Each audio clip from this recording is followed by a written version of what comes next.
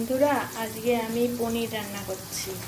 পনিরগুলো দেখো কেটে নিয়ে হলুদ লবণ দিয়ে মাখিয়ে রেখেছি।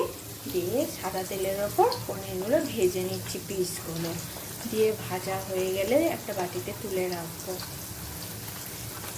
দেখো বন্ধুরা, পনিরটা ভেজে বাটিতে তুলে নিলাম। এবার আলুটা তেলের ওপর একটু হলুদ আর একটু লবণ দিয়ে ভালো করে ভেজে নিচ্ছি।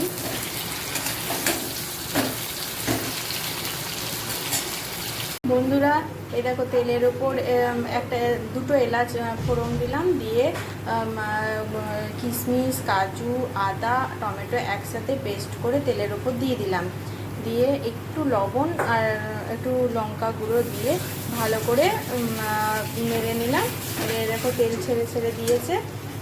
এবার ভেজে তুলে রাখা আলু আর পনিরটা দিয়ে দেবো।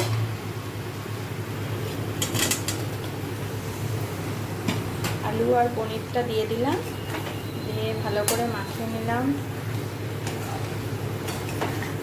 দেখো বন্ধুরা, তেল ছেড়ে দিয়েছে একদম।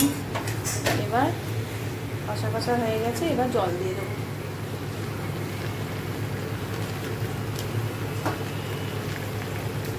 এবার জল দিয়ে দিলাম, সেদ্ধ হবে।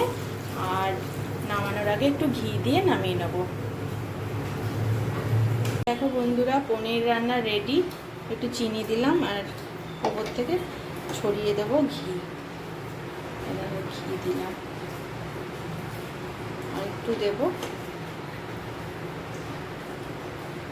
ঘি দিলাম। এবার নামিয়ে দেবো।